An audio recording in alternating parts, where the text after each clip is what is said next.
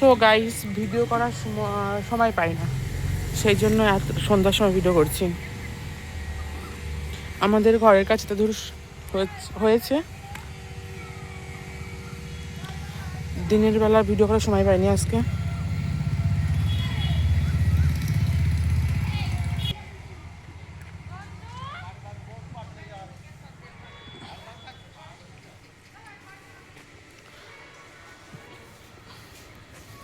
এত দূর হয়েছে, 16 রড দিয়ে তৈরি করা হচ্ছে।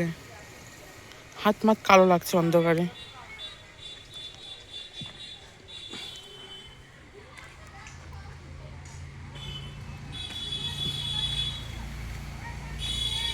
এগুলো হচ্ছে 16 রড দিয়ে এগুলো তৈরি করা।